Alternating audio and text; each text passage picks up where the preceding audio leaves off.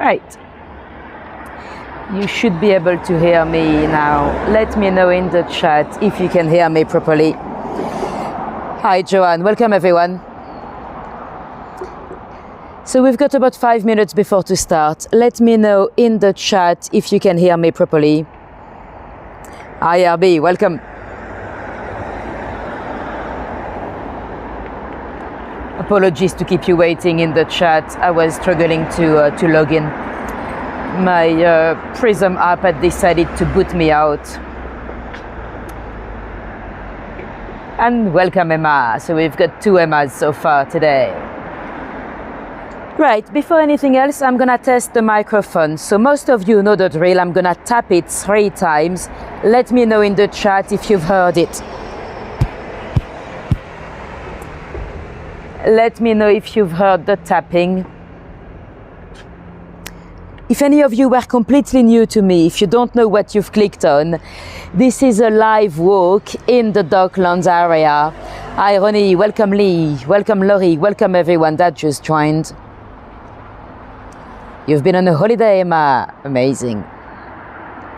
So let me know whether you've heard the tapping. You've heard it, perfect. Thank you, Tish, thank you, Pauline.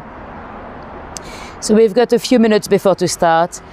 If any of you were completely new to me, we're just waiting for everyone to connect. We've got, let me check exactly, 3 minutes before we officially get started. So we'll go for a little walk in the Docklands area. So this is a live stream. If you're watching us live right now, you can interact with me and with the rest of us in the chat. Don't be shy, ask any questions you might have or say hello to everyone. If you're watching the replay in the next few weeks or months, you can skip the next 3 minutes if you want. And also, this is a live stream, so we might, anything could happen, really. We could have a few signal drops as well. So if you're watching the replay in the next few weeks, and if at some point it cuts a bit in the middle of a sentence, it's probably just because of a little signal cut. But don't worry, it always comes back eventually. Well, most of the time. Hi Denise, nice to see you here. Hi Patricia, nice to have you along. It's always a pleasure to have you. So we've got about 2 minutes to go, 2 minutes. Hi Laurie. Right, let me walk straight down towards the starting point. I was just here because the signal was a bit better, but hopefully the gods of the internet are gonna stay with us today. What time is it there? Pauline is asking. It is just a couple of minutes before 8 p.m. So we should have a bit of a, well, it's basically sunset time very soon.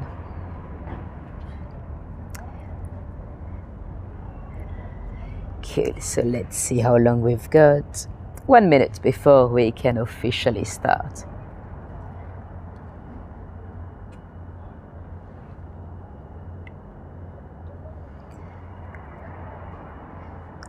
You might not recognize the street behind me. We're not starting at the same spot as we usually do when we do this walk. I've added a little bit more to the route.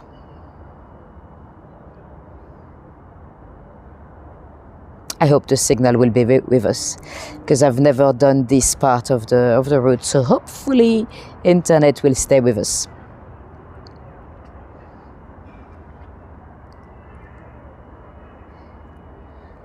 Yeah, good evening, Shas, and welcome everyone that just joined. If I've not greeted you in the chat, you were very welcome. It's always a pleasure to have all of you along.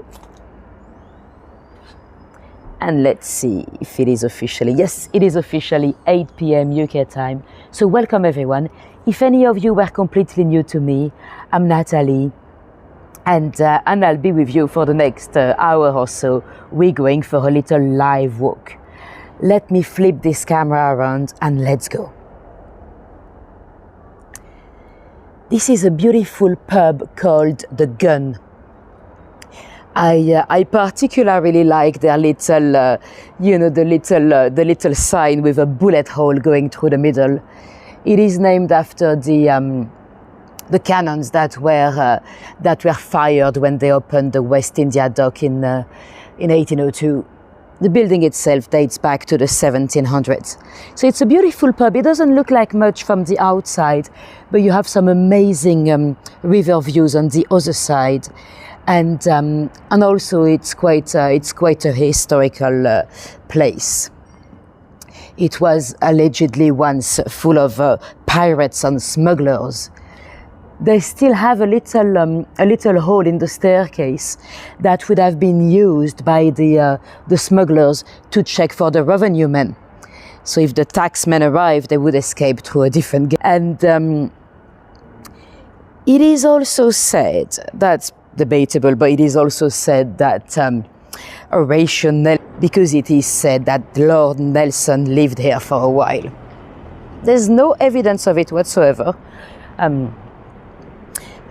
Especially later in life when he lived with Lady Hamilton, he lived in Merton House. Oh, I was gonna say they've left the garage open. I could go and see the river, but no, I think I'll probably get stuck in, so we won't do that.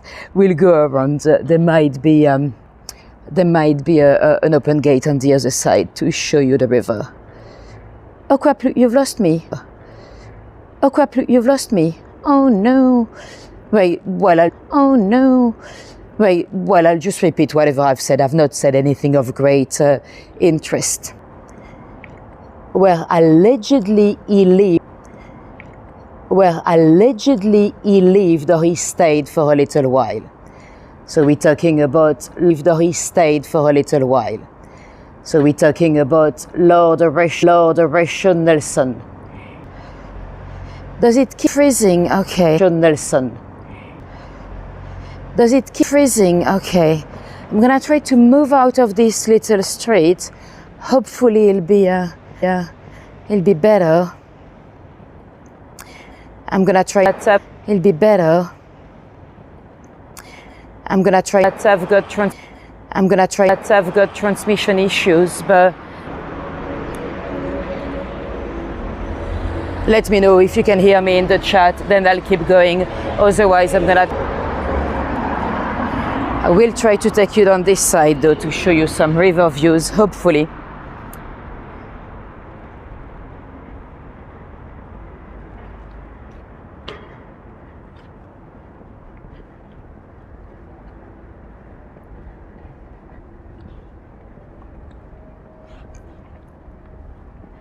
You can hear me? Okay, perfect, lovely. So let me show you the riverside. I'll show you the O2 Peninsula. You'll see it's an amazing view, and it's probably a nice place to live if you live in Nelson's house. It's probably quite nice to wake up with this view. So straight ahead, the big dome, that's the O2 Arena. It was finished in I think 2007, and it can seat 20,000 people. It was a few years ago, I don't know if it's still the case, but a few years ago it was the 9th largest building in the world. It seems better now. Perfect. Thank you for letting me know, Nikki. So we've got a few people fishing over here on the pier. So across the river, that's the O2 Peninsula. And let me flip the camera around so you can see Nelson's house. So, excuse my finger, but down there with the flag, that's the gun pub. So they've got amazing view over the river. And the yellow building here, that's Nelson's house. So quite a nice view. And I like the contrast as well between the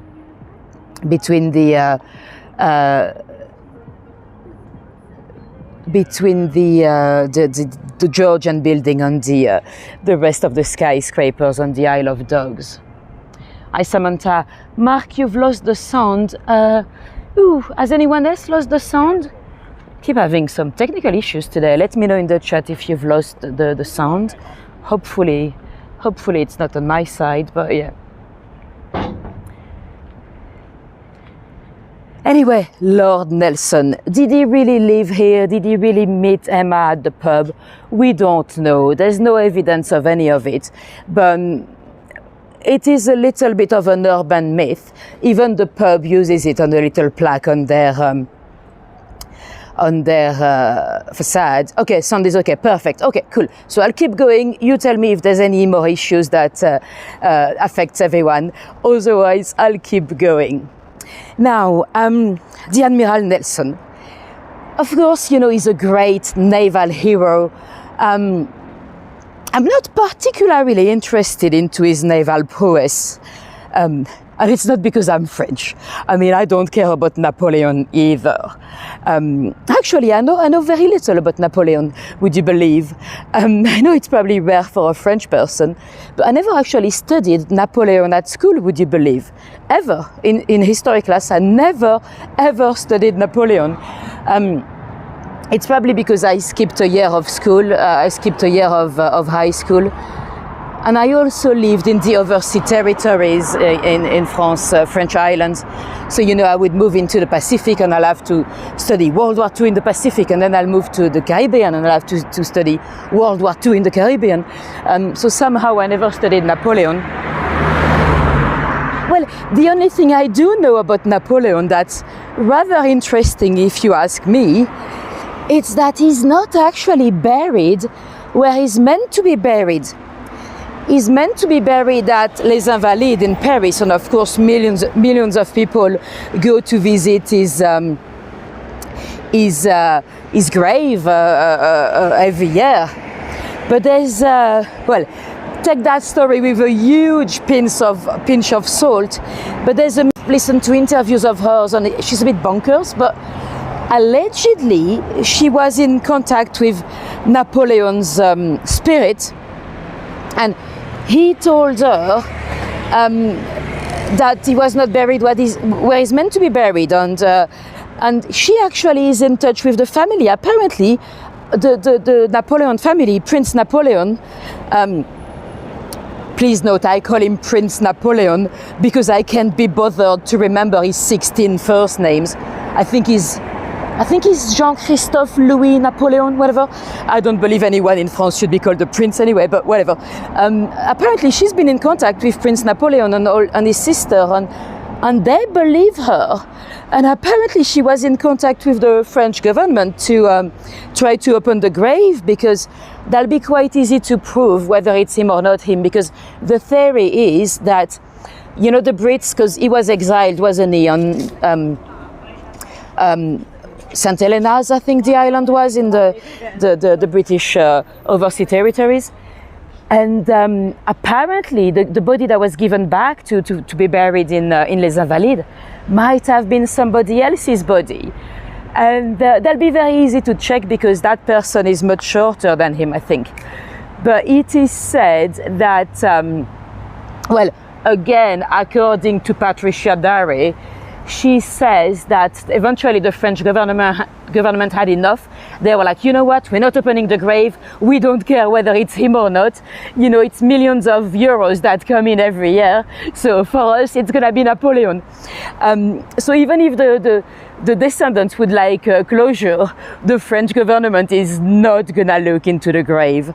I think it's an interesting story, but that's all according to one psychic. You know, we have to take it as it is for a story, but just a story. Anyway, this is the Shadwell, not the Shadwell. What am I saying? The Poplar Dock Marina. Lovely little place to come and moor your boat. It used to be a timber dock. They used to have floating timber over here to avoid having it dry too much. The timber, we used to import a lot of timber from Canada. Well, actually, before that, we imported a lot of timber from the Baltics, or what is the Baltics now. But apparently, Napoleon had a deal with the Russian, and he forbid the Brits from coming into some ports in the Baltics. So that's how the Brits started to import far more from Canada. And so to come back to Nelson, whether he spent time here or not, that's debatable. But he had an interesting life, Nelson. He joined the Navy at the age of 12, I think. He had an uncle that was in the Navy. There were a lot of very young boys in the Navy, would you believe? And it would have been a scary and dangerous job because, you know, when you climb up the riggings of a boat, I've only done it once not once, a few times. You know, at the Curtis Ark, you can go up the rigging. I worked there for a few weeks. It's already a bit scary when you are in a dry dock. So imagine all those little boys, 12 years old, climbing up the rigging with no protection whatsoever at sea with the waves and stuff. I mean, it would have been a very, very dangerous job. And anyway, so he joined the Navy, and of course he was extremely good at his job. But you know, he's seen as such an amazing British hero. When you know he's got his statue and his column in Trafalgar Square and many more across the country, when really, well, he had some dark sides as well. You know, first he was actually against the abolition of slavery. You know, he was protecting the interest of slave owners. So that's, you know, that's already a bit, that's an interesting sculpture here. It's called Figurehead for the docks. It is from an artist called Anne Bisset. So the figureheads, of course, they were those figures at the front of the ship.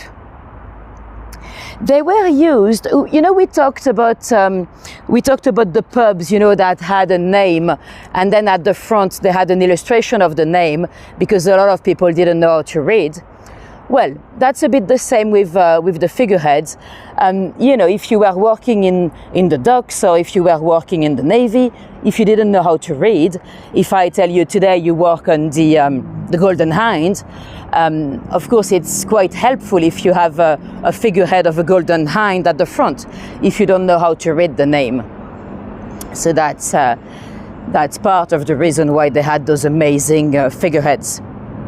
If you go down to Greenwich, you know, at the Curtis Ark and in the Maritime Museum, you see a lot of those figureheads. Some of them were very beautiful. Anyway, the Isle of Dog is never finishing. You see, it's still building and building. And to come back to Nelson, so as much as I don't really care about his military career, his love life was very interesting. He was married to a lady called Fanny. Fanny, her family was actually into the sugar money in the Caribbean, you know, so again, links to slavery here. But he found a mistress in Naples, Emma Hamilton. She was the wife of the British ambassador in Naples. At the time, Naples was in a mess because it was a monarchy, but they had some Republican protesters, and they had just, the king and queen were in trouble, and actually Nelson, with his boat, rescued the king and queen of Naples. And well, actually, even in Naples, what Nelson did was a bit. What he did is the Republican rebels. They were hiding in a castle, and they let them go on a ship, like if they were okay to escape. And actually, that's when Nelson caught them. So they were captured, and then they were all given some absolutely horrendous executions. But really horrendous. And actually Emma Hamilton was involved as well. More than hanging. I mean, some of those deaths were horrible. One of them was hanged with a little person, a dwarf on his shoulders. I mean, stuff like that. And a lot of ladies as well. And some of the ringleaders or alleged ringleaders were not actually in charge. So, you know, when we think about Nelson, we think about naval hero. Not everything he did was amazing. And as he was in Naples, he met his girlfriend or mistress, Emma, she was married. She was married to the British ambassador there. And well, they started to have a very interesting relationship. Today, we would call it a throuple. Actually, even Emma herself, she called it a trio giunto unido or something like that in Italian, but it basically means a ménage à trois. And Nelson was actually writing letters to Fanny, his wife, telling her how Emma was one of the most wonderful ladies in the world. I mean, imagine saying that to your poor wife. And William Hamilton, the husband, he was aware. So they had some weird throuple relationship there. And eventually Emma got pregnant with Nelson's baby. We know it's Nelson's baby because guess how they called her? They called her Horatia. I mean, you know, if I was going to have an illegitimate boy, maybe I should call him Natalio, you know, so no one would know. So yeah, interesting love life he had. And eventually Fanny, the wife, had enough. She separated with him, but they were still married. And when he died, he did ask the government to give Emma, to take care of Emma, but they didn't. Emma ended up in poverty. The child was taken away to the Nelson family, and Emma she had to escape a debt collector, and she ended up in Calais, in France, dying in poverty. So that's quite sad.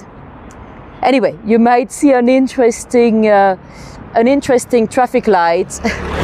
It's called the traffic light tree. It is from a French artist called Pierre Vivant. It was moved. It was originally in a different area of the docks. It's, I think it's from 1998, so it's not that new. It is meant to represent the seasonal rhythm of nature. But imagine driving around and being confronted to that. You might know this sculpture because I had done a little YouTube short about it a couple of years ago now. And straight ahead, that is the Billingsgate Market. It is the new one. It used to be, the Billingsgate Market used to be in the city. It used to be next to London Bridge on the North Bank. Well, between London Bridge and Tower Bridge, really, on the North Bank. But it moved here eventually. Oopsie, let me cross. A bit like the new Spitalfield Market or the Covent Garden Market. Eventually thank you very much, those markets become so big and it's not convenient to have them in the city centre. Right, I have crossed. It's quite a busy road to cross, but people let me go. Hi Tanya and hi Roberta. Welcome everyone. Thank you for the coffee, Roberta. And let's head down towards the heart of Canary Wharf. So the Isle of Dogs, by the way, we do not know why it's been called the Isle of Dogs. It's the name is quite old, probably at least 400 years. Some believe, it's a bit random, but some believe that King Henry VIII used to have his hunting dogs on this side. Henry often spent a lot of time in the Palace of Placentia in Greenwich, on the other side of the river. But it wouldn't really make sense that he would keep his dogs over here because it was a bit marshland, really. So we don't, well, I'm not convinced. Some believe it might actually it might have been called the Isle of Dykes. When I say dykes, I mean little embankment, little man-made thing. I don't mean medieval lesbians, because that would have been interesting to have an isle of dykes with medieval lesbians. But no, I mean a dyke, like a dyke. And over the years, it might have become the Isle of Dogs. And the thing that's quite interesting, it's probably a complete coincidence, but you know, we also call it Canary Wharf. Canary Wharf because they used to receive a lot of bananas and fruit from the Canary Islands. And the Canary Island, they actually named the Canary Island not after the canary bird, but it's from canis, canine, dogs. So the Canary Islands, it's actually the Isles of Dogs as well. So it's probably just a coincidence, but it's interesting to notice. Anyway, this little tower that's from the original docks, it is, I think it's called an accumulator tower that was used to store water or fluids, whatever they might be, to use in hydraulic powered machinery or whatever it might be with the docks. And down here, you may recognize that building. That's the new station. So that's where I started the tour last time. We'll go around, but that's where we're heading to. So that's the new tube station for the Elizabeth line. It's the new tube line. Although it's not really a tube, it's a train really. But yeah. So that's where they have an amazing garden. It's been built in the shape of a boat. We'll get a bit closer, you'll see a bit better. But that's the new one. It's been built on the dock. You can see it's literally in the water. So that's to remind us of a boat. So all this area. So you've got Barclays over here. You've got a lot of banks. Well, you've got the HSBC building. We'll see it again in a moment. The HSBC building, by the way, they had an accident in the I think it was in 2000. There was a crane that snapped and dropped the capsule, the pod. 3 workers died. They fell, I think, 135 meters down. So quite a big tragedy. Now you can see from here the contrast from the little street where we were earlier, the little Georgian street. That's the only Georgian street left in the Isle of Dogs. Now it's all super modern buildings. And it's actually, it's a weird place. I'm not sure I would like to live in the Isle of Dogs myself, because it can feel a bit cold or a bit sterile, because you've got different levels. Even for me to prepare this walk, it's not that easy because I cannot go inside of the buildings because I'm not allowed to film.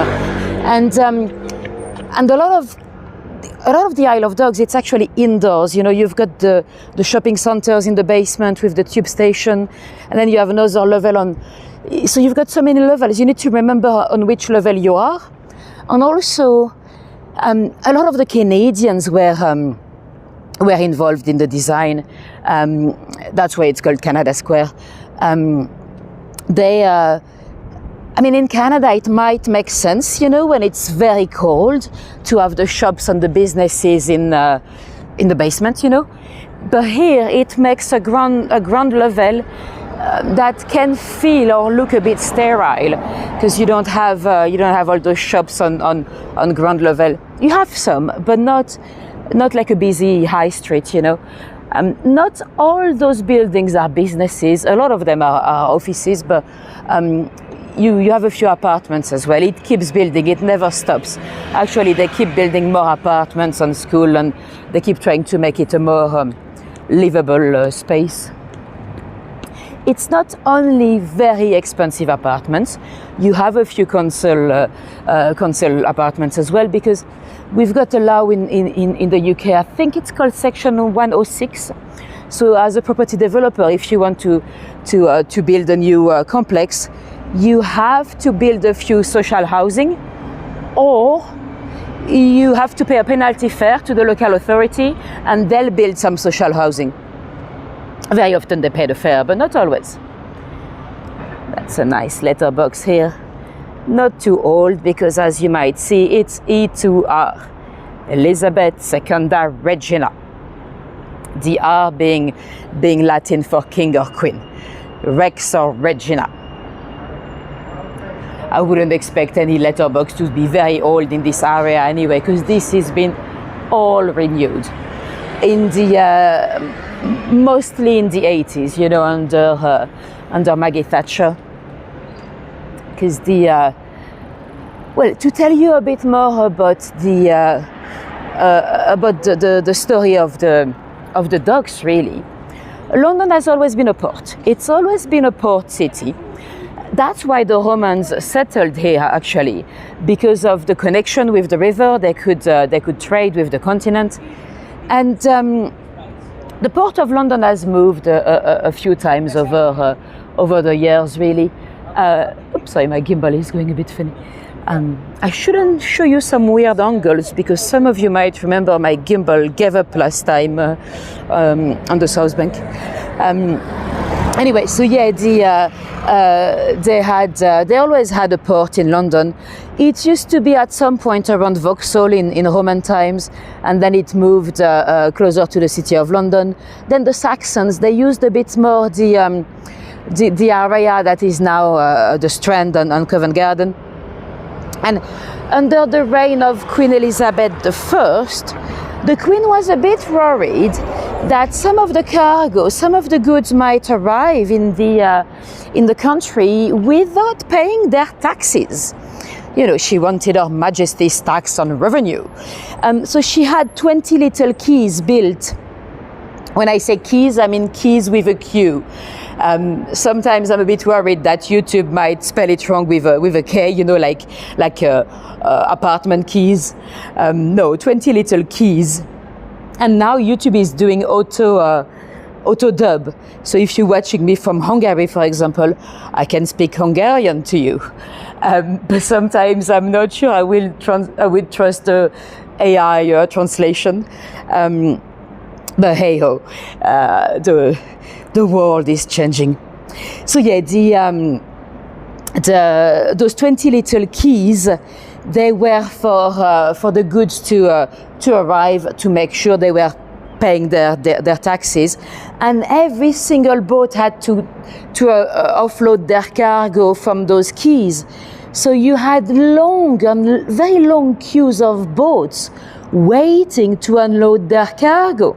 Sometimes some of the goods would go off, and it became a bit of a problem, really. And of course, those long queues of boats waiting, well, there was like an open door for pirates. I know when I say pirates, you probably imagine Pirates of the Caribbean and stuff. Anyone stealing from a boat was a pirate, even if it was on the River Thames. But before to tell you more about the pirates, let me show you a bit of art. They're quite good, actually, in the Isle of Dogs at featuring a lot of art, and whether it's painting or sculptures, they always have some new art piece coming through. It's quite nice. I like this one because you can see it's inspired by the Isle of Dogs, Zoe Power. So I don't know if you can see, but we can see some legs and stuff, but I can see the river there. See the blue line? That's the shape of the river. So I can see the Isle of Dogs, and it seems like there are some dancing ladies, like a bit like Matisse or whatever. But we can see I think, I could be wrong, but I think this is the HSBC building, and this is Canada Square there. So quite cool. And let me show you the names of the artists if you wanted to Google them. So we've got Zoe Power, Vanessa Scott, and Ixie. Cool. Let's go. So yeah. Back to the pirates. The punishment for piracy was the capital punishment. So they would be hanged, but the pirates, they were dealt with by the Admiralty. The Admiralty did not have any land, so they dealt with the pirates at sea, or whatever was closer to the sea, the River Thames. So they'll wait for the tide to be out, because the River Thames, it is tidal. It goes in and out following the sea levels. So when the tide is out, you have like a large beach area. So that's where they used to hang the pirates. And they would leave them there, hanging for 3 tides to come in and out to metaphorically wash their bodies away from... that's a bus coming through. That's quite cool, because you see a bus coming out of a building. That's the thing about the area. You've got different levels everywhere. And so yeah, the pirates would be put in a gibbet. A gibbet, I'm sure most of you know what it is by now, because we saw a few gibbets last week on the South Bank. But for those of you that don't, let me show you a picture of a gibbet. So that's a gibbet. So they would put the pirates in some kind of a metal cage, and they would leave them there as a deterrent. So see, this is the new station, Canary Wharf. Let me remove the dead pirate. And for those of you that have followed that tour before, so it is up there that they have the garden where we met last time. If you know your London architecture, you can probably recognize the architect of the new station, because he often does those triangles, you know. Do you remember, or do you recognize the architect? Let me know in the chat if you do. I can give you a clue. He's done a building we call the Egg. Another one that French people call the suppository. You might call it the gherkin or the pickle.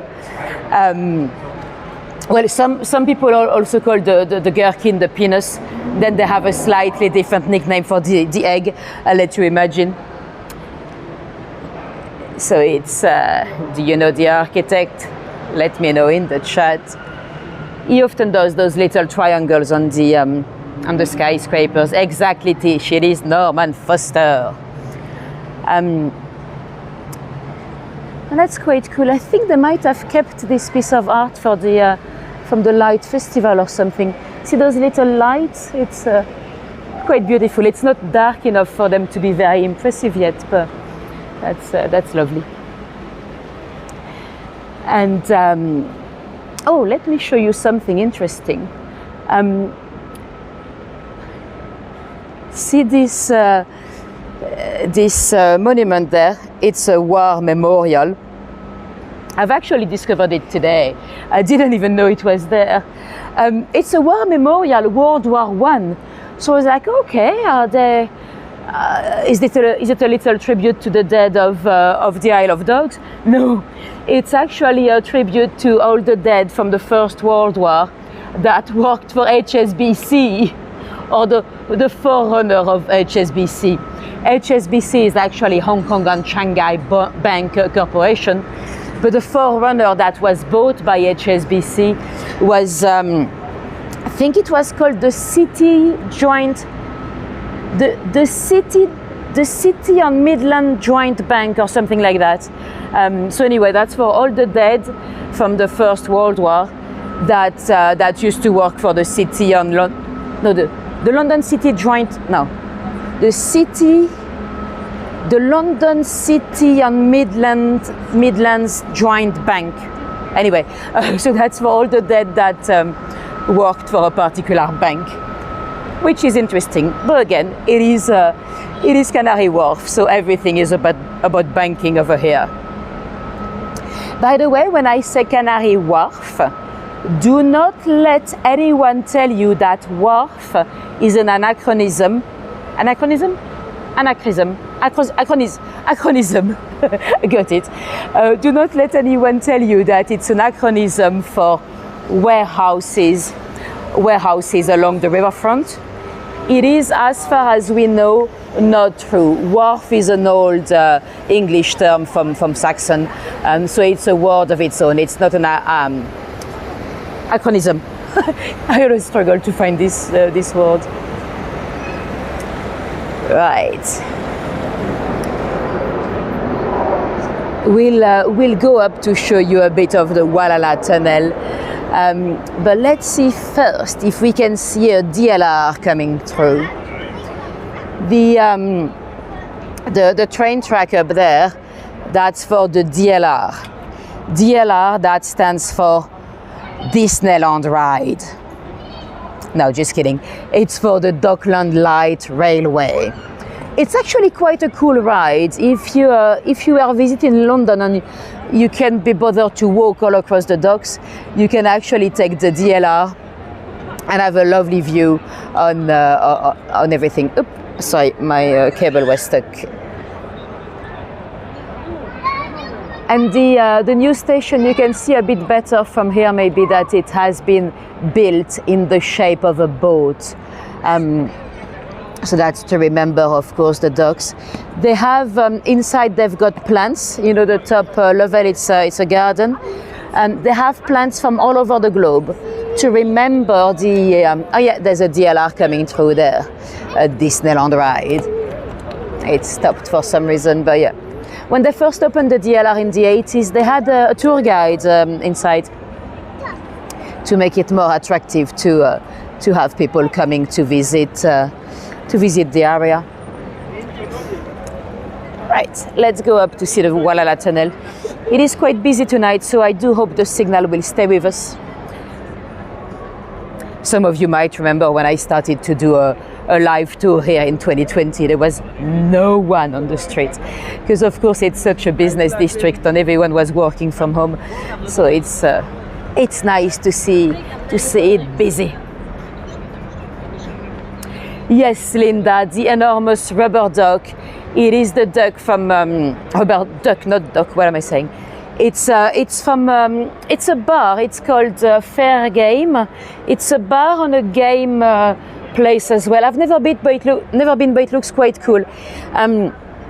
They have a bit of a slogan. It says, come for a beer and live with a bear, because you can win some teddy bears, you know. And they have the big rubber duck. We'll see it a bit closer in a moment. But it's a great marketing boost because, of course, everyone takes pictures of the floating duck, and you know, then the duck ends up in Instagram and all that. And then they get some free advertisement. Can I speak tonight? Right. This is the beautiful Walala tunnel. So that is from artist Camille Walala. She's a French artist and designer. Well, she's a French Londoner. She's lived here over 20 years now. It is beautiful. It's lovely at night, but it's also lovely at daytime when a bit of sunlight shines through. It is also a favorite for a lot of Instagrammers. Sometimes you come in here and you see people doing a headstand or like down on the floor on their tummy, you know, to take nice photos. So it is from Camille Walala. For those of you that are regulars to my tours, I'm sure you remember some more artwork from Walala. She had some benches on Bond Street. She also did a full block in East London. It's often very colorful, which is great. So that's her name, Walala. Because you know, London can be a bit grey, especially in the winter. So it's quite cool to have a lot of color from Camille Walala. Yes, exactly, a cool tunnel. I can see a DLR again straight ahead. See, the DLR is there. Now back to the docks. So Queen Elizabeth I had all those little keys and all those pirates, and in the 1800s those pirates were, I mean, piracy was quite rife. It was quite bad in the 1800s. They were, and of course the East End of London has always been quite poor, you know, or at least poorer than the rest. So, you know, a lot of people would try to jump on board to steal a bit of sugar or whatever it might be. There was actually quite a large proportion of the goods that would go missing. And that's when eventually they decided to build those docks, because here the dockland area was like 8 square miles, but you'd have a big wall, so no one else could access the docks. And because piracy was so bad that they had to create the Thames Police. The Thames Police in Wapping was created in 1798. So that was our first police force. We of course had the Bow Street runners and stuff, but in terms of official police force, the Thames Police was before the Metropolitan Police.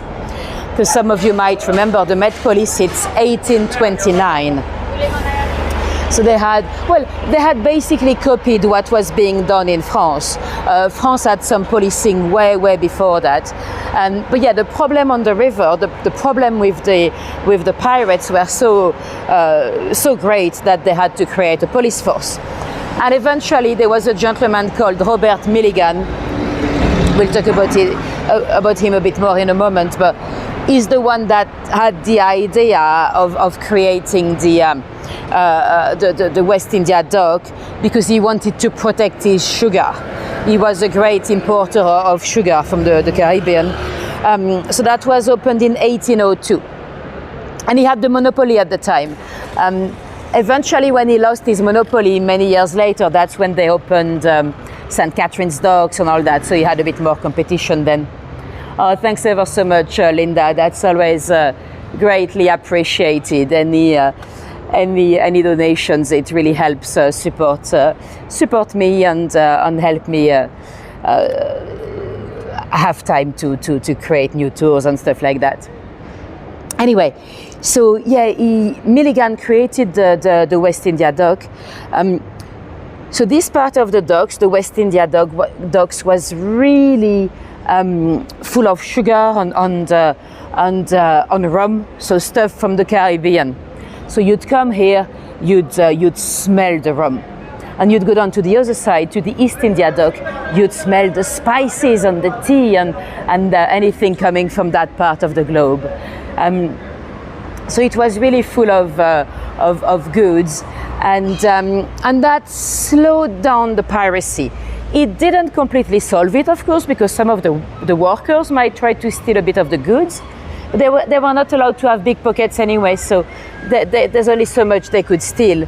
But that's how Milligan managed to save more of his sugar for himself. Now let me show you a quite cool statue. This is called Returning to Embrace. It's quite cool because you don't know which body limb belongs to whom. It's not a COVID statue, by the way. I know Returning to Embrace, it kind of sounds a little bit COVID-y. It's not. It's I think it's from Giles Penny, but in the 90s, I think 1999 or something like that. Apologies if I make you feel a bit dizzy, just when I go all around the statue to show you every angle, but it might make you feel a bit dizzy going around. Now let's go on Cabot Square. Cabot Square, named after the explorer John Cabot. A lot of the places in this area are named, the names are quite straightforward. You know, they'll be named after a product that used to be imported, or after what they used to do here, like Mugshot. Mugshot, it's because that's where they had to, you know, when they dug up the docks, there was a lot of mud taken away. So that's where the mud was dumped out. So that led to the name Mugshot. They have a little city farm in Mugshot. Maybe I should see if they let me stream there. That'll be quite cool. Anyway, let me show you. I was gonna show you this sculpture here, but there's a lot of kids, so let's. I don't want to be filming random kids, so let's skip the sculpture and let me show you the building. So that's the HSBC building and the Citibank as well. So a lot of offices. And down there, the middle, that's the entrance to the shopping center, as well as Canary Wharf tube station. So Canary Wharf tube station on the Jubilee line, it is, it's quite clean and quite neat inside. It has been voted, well, that was in 2014, so that was a while ago, but it was voted Londoners' favorite tube station at some point. But it's very disciplined inside. In Canary Wharf, when I get in the underground, you have to queue. I mean, you might have noticed we love queuing in Britain, but usually we don't queue for the tube. In Canary Wharf, we do. What is the illuminated cylinders, Tish is asking? Oh, there must be art of, let me turn around, I think you're talking about that one. I did not even notice it, but it probably is some kind of installation. I guess you mean this one? I think it must be, don't quote me, but I think it must be some kind of art installation. There's always, they're always renewing or moving the art over here, so it's quite cool because every time you come to the Isle of Dogs, you spot some new installation or art, or you know, they've got the light festival in the winter. That's always cool to watch. So they do quite a lot to bring people into YouTube. Yeah. To come and visit. Right. So let's get back to our docks and our dockers. So once Milligan had created those docks, I mean, it was huge, and it was only docks. You had a lot of cargo coming from all over the empire, and a lot of dockers. Now, the dockers, that was a very, very difficult job, very physical labor, and it was difficult also because they didn't know how much work they'll get. Because they never knew how many boats would arrive in the docks that day. So a lot of the dockers, they would wake up in the morning, they'll come on queue to hope to get a day of work. They were met by the foreman. The foreman was the guy that would pick the men for the jobs. Some of the foremen were honest. They'll just pick the strongest men. They'll give them a token. A token was a day of work. And some of the foremen were not that honest. What they'll do is either they'll take a little bribe the night before at the pub, or whoever would buy them some drinks the next day would have a day of work. Or sometimes they would just drop the token on the floor and let the men fight for it. But some of those fights would be ridiculously violent. The dockers, they had those hooks. Let me show you the hooks. Those are the dockers' hooks, or we call them the bags hooks. I hear that sometimes in America they call them the San Francisco hooks. So those were to grab the bags of sugar and stuff.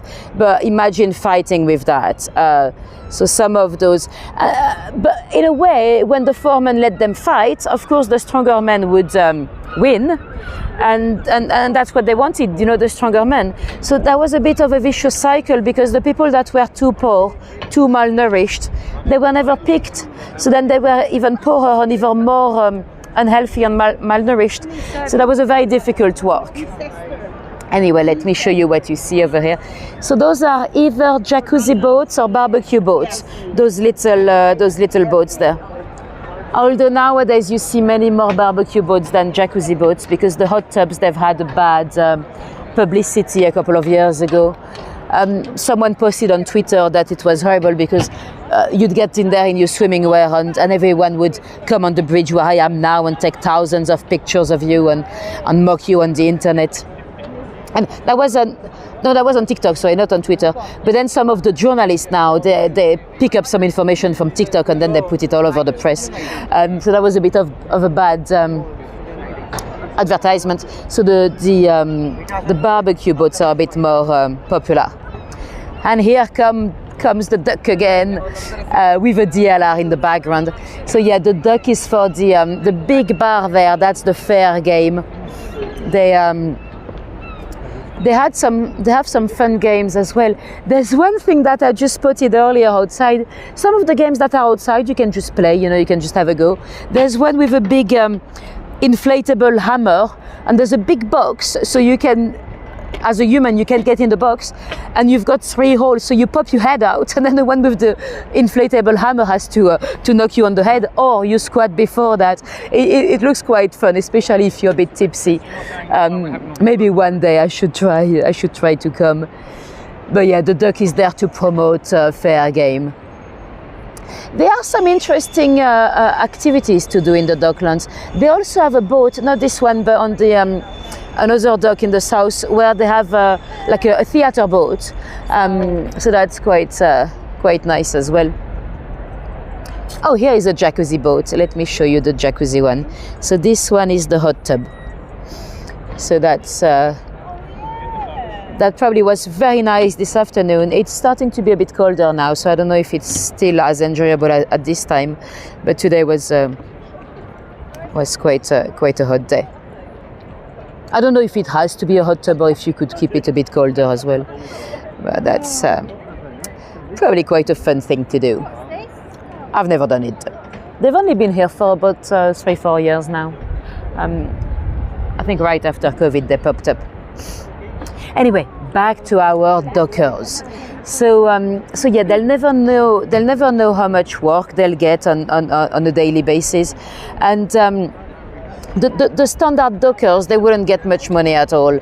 And there was one job that was a little bit better money. That was the stevedore.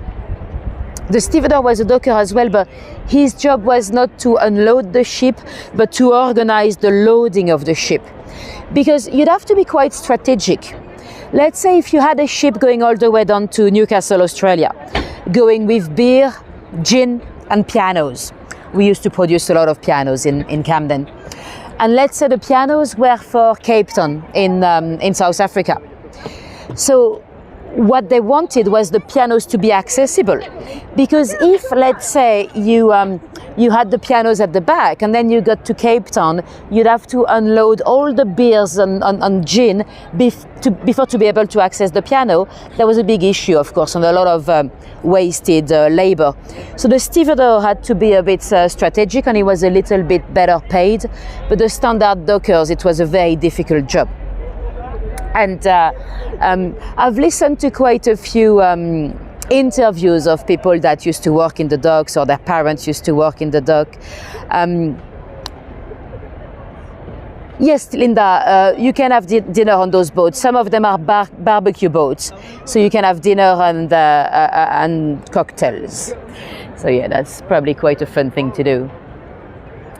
And so yeah, those dockers, they'll some of the job was really hard. And I listened to an interview of a little girl. Well, she was an old lady, but she was once a little girl. And she said that her dad used to work in the docks. She lived in Poplar, so Poplar is just to my right. A very poor area at the time. Well, some might argue that it's still not very rich today. Some of you might remember Poplar. We went in there when we talked about Elizabeth Stride, the third Ripper victim. She had a coffee house in Poplar at some point. So yeah, the little girl said that her dad was going to work at the docks. So he was going behind the wall, because they had big protective walls to protect the docks. And she could never go behind the wall herself. So for her, it was like a mysterious land, you know, like almost like Narnia or something, because she could not see behind the walls. She could see a few masts, because at the time, you know, you had a lot of ships. If you'd stood here at the time, you probably wouldn't have been able to see the other side of the dock, because you could have like 600 vessels in this dock. So you would have so many masts, you probably wouldn't be able to see the other side. And so yeah, that was quite fun from the little girl. And you also had quite a few criminals. Actually, they started to have an armed night watch. Some of those night watch have been found dead in the docks, because at the time, you know, you could be hanged for so many crimes that Well, if you did get caught by the night watch, you might as well kill them. You wouldn't have that lovely barrier at the time, so you could just push them into the docks and that was it. Not all the criminals were very good. Some of them were called monkey suckers. The monkey suckers, they were the one sucking off the brandy. They would do, or the rum, sorry. I say brandy because I'm thinking about Nelson. We talked about Nelson earlier. Nelson, his body, he died at Trafalgar, very stupidly. Nelson was actually a bit vain. The reason why he died, it's because he was going into battle with all his medals and stuff, So he was very shiny. So it was not very difficult for the French sniper to spot him. So that's why he was shot in the shoulder. Anyway, at the time, they used to dump the bodies at sea. Nelson did not want to be buried at sea. Actually, he had lost an arm in Tenerife years earlier. His arm had been dumped at sea because at the time they didn't know how to preserve the bodies anyway. So there's a little urban myth that Nelson was actually his body had been placed in a barrel of brandy that they had stolen from the French. To pickle him, to preserve his body, to bring him back to London, to be able to bury him at St. Paul's Cathedral in the crypt. And it is said that when they arrived in London, they opened the barrel of brandy. Nelson was very well preserved. He was literally pickled, but there was no more brandy. It is said that the Navy officers, the sailors, they had dug little holes in the barrel to drink it anyway. We used to have an expression actually to go to tap the admiral was to go for a shot or to go for a drink. Anyway, that's not about those monkey suckers I wanted to talk about now. I wanted to talk about the ones with the rum. So you had barrels and barrels of rum being stored here. And some of those monkey suckers, they would do little holes in the barrels, and they'll drink the rum anyway. So that was one of the type of criminals you could have. Now, this plinth over here, that used to be a plinth where you had a statue of Robert Milligan. So that's the gentleman that created the West India Docks. He was a great businessman and he had a great idea, but they removed the statue in 2020. To be fair, he had started to be controversial even before that, because Milligan, when he died, he had 526 slaves, which is not rare for a man of his days, but he was a slave owner. And a lot of his fortune was made thanks to slavery. So it became a bit, let's say controversial to have a statue of him, exposed him as a hero over here. So they've decided eventually, after the Black Lives Matters movement, Sadiq Khan and Canal and River Trust, they decided to move him. So he's now in an exhibition inside the Docklands Museum. So this is the London Docklands Museum, as in an exhibition about the links between slavery and on the docks. So he's not. I think it's a good option because we've not completely removed him.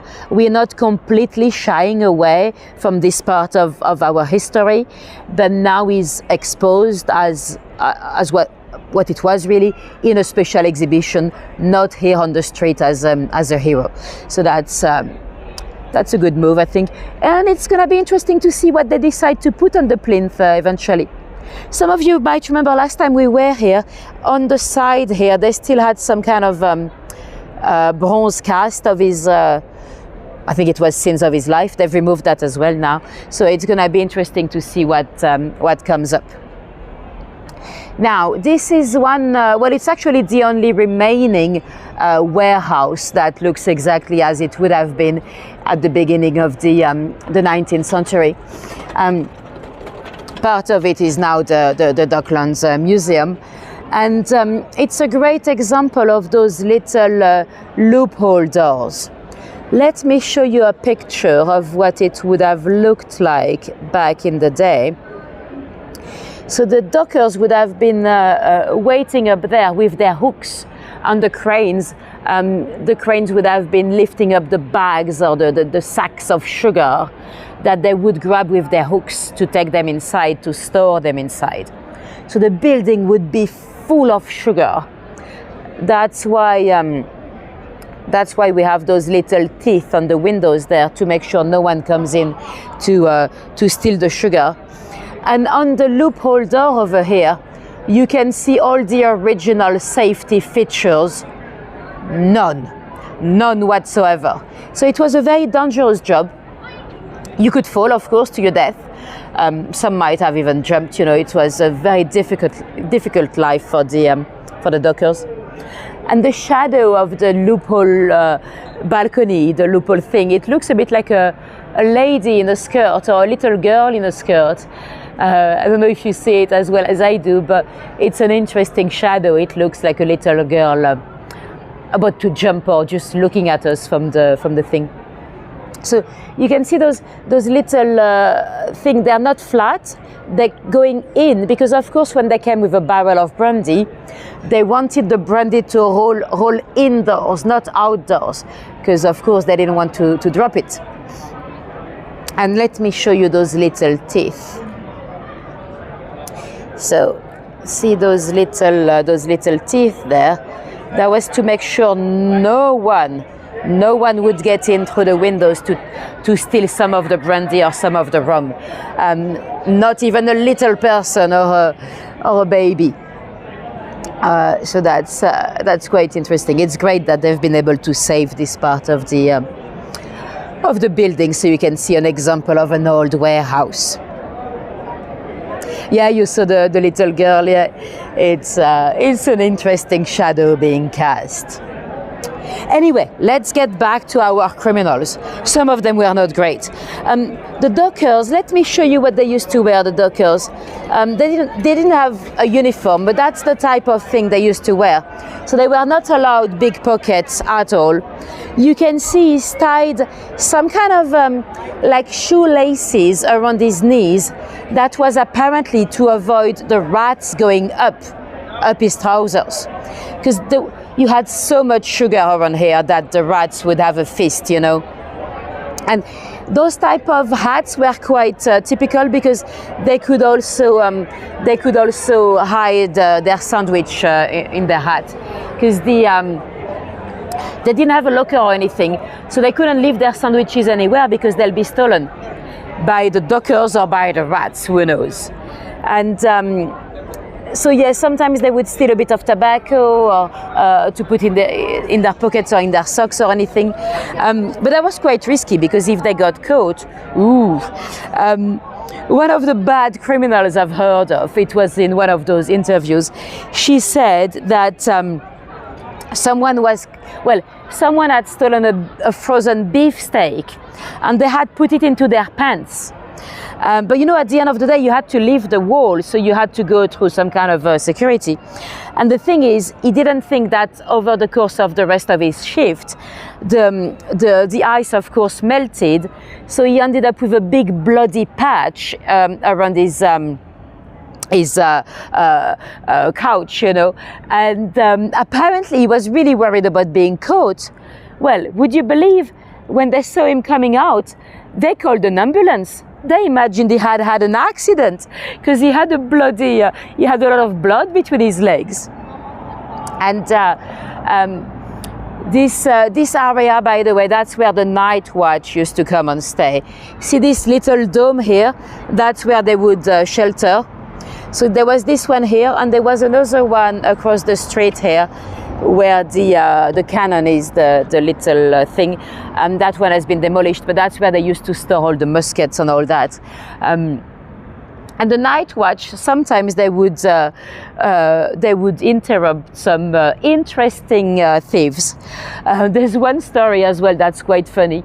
Apparently one night, the night watch spotted 3 men walking in the distance, and they looked extremely drunk. They couldn't walk straight. They were almost falling down. And he was like, how did they get so drunk if they did not steal any rum? So he got a bit closer with his lantern, and then he realized it was not 3 men. It was two gentlemen with a pig carcass in the middle. They had stolen a full pig, and they had the idea to dress him up as a human, to pretend he was a human, and then get the pig out of the docks. So yeah, not all the criminals were very talented. And of course, you know, when you got caught, it was a big punishment. Now, this little building was once part of the Port of London Authority. Now, I didn't even tell you, the cannon workshop on the left-hand side, that was not because they were building cannons. That's where they used to produce the barrels. Pretty much anything was stored in barrels, tiny barrels, big barrels, because that was easy to roll. A lot of the goods that came into the docks, they were often repackaged over here. So you had a lot of barrels as well as a lot of sacks of sugar. The sacks, they were made out of jute. The jute, it was a very interesting material. I didn't realize myself how important the jute was in the 19th century until I went to Dundee. I went to visit Dundee in Scotland, and I went to the former jute factories. Very interesting museum. Dundee in Scotland was known as the She City or the She Town because a lot of people worked into the jute, and the men often were unemployed. Ladies were left in charge. Ladies were bringing the money, and they were producing a lot of jute that was used in a lot of different industries in the Victorian times. Even when you had a horse carriage, very often the top of the carriage was made out of jute, and of course the jute was used to have those to create those bags of sugar. And well, I don't know if you've touched much jute material, but it's a bit rough, it's a bit scratchy, and those bags full of sugar, you know, the sugar, when it gets a bit wet and a bit hot, it might crystallize, a bit like hard caramel. So, you know, hard caramel broken down can be very scratchy as well, very sharp, actually cutting, you know. So some of those poor gentlemen that had kilos and kilograms of sugar on their bags, on their backs in those jute bags, very often their bags were really bloody. That's why this little street used to be known as Blood Alley, because those bags of those jute bags were full of blood from the backs of the dockers. And poor dockers, you know, they could ask to be swapped. They could ask to be moved to a different project the next day. So they might go down to cement, for example. But then they had all the dust from the cement going into their injuries on their backs, so it wasn't really much better. And those jute bags full of blood, they had to be washed. Let me show you what it looked like. So they would wash them and they'll put them to dry over here. That's why it was known as Blood Alley, because obviously sometimes they were not very well washed, and sometimes you had those drops of bloody water dropping down as they were drying. So that's why it was Blood Alley. So that's it's quite sad, you know, when you think about those poor dockers, because it was really hard physical labor. Some of them were struggling to feed their families, and actually they were struggling so much that eventually in 1889 they had a big strike, the docker strike. One of the dockers that was striking was Will Crooks. We'll see his grave next week. Next week we're heading to Tower Hamlet Cemetery. It's not far from here, it's about 10 minutes away from here, and we'll see his grave. It's been restored by the Labour Party, because with those dock strikes, that actually led to the creation of the Labour Party. And eventually after the strikes, well, eventually at the beginning of the 20th centuries, the docks were pretty much nationalized. They were still very active until the 60s.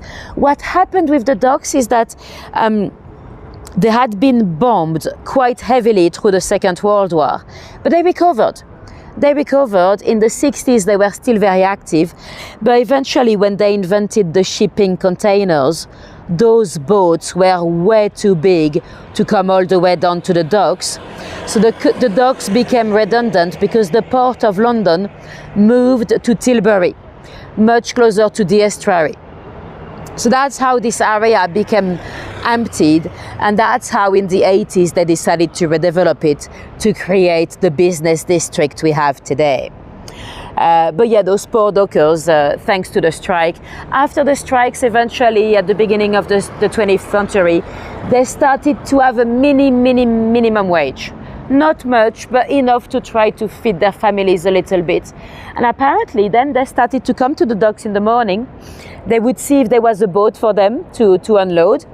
And if there was no boat, they'll go and play football. Apparently they had the West India Docks football team and the East India Dock football team, and then they'll come back in the afternoon to see if there was any boats to work on. So it was still hard work, but it became a little bit better in the 20th century, thanks to the dock strikes and all of that. Anyway, that's gonna be the end of the tour. Let me know in the chat if you have any questions about anything before we go. Hope you enjoyed it today. If any of you were completely new to me, whether you're live with us in the chat right now, or whether you are watching the replay in the next few weeks or months or years, who knows, if you want to make sure you join the live next time, the best way is to subscribe and to hit the little notify me bell so you'd get a notification when I go live.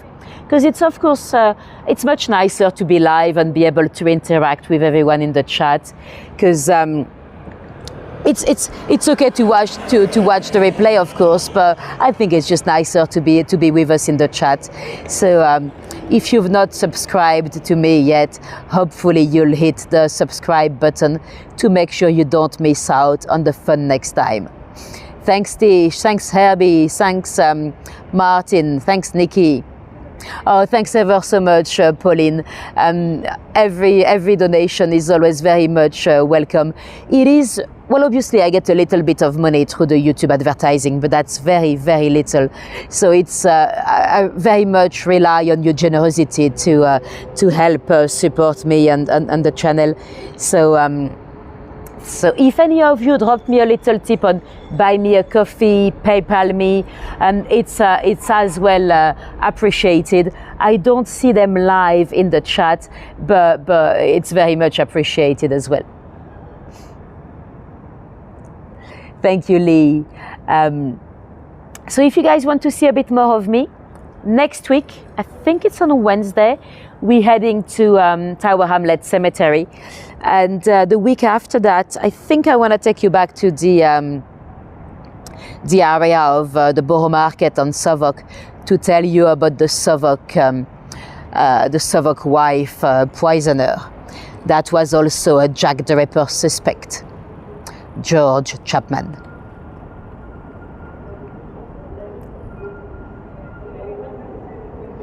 Thank you, Linda. Thanks, Roberta. Thanks everyone for coming tonight. I'm gonna get going because I don't see any questions. Thanks ever so much for coming. It's always a pleasure to have so many of you on board. See you next week. Have a great morning, a great evening, a great night, a great lunch, a great breakfast, whatever time it is for you, wherever you are in the world. And hopefully I'll see most of you next week for a cemetery walk in Tower Hamlets. Bye-bye. Have a good one. See you soon. Thanks, Tanya. Thanks, Ronnie. Thanks, everyone. Bye-bye.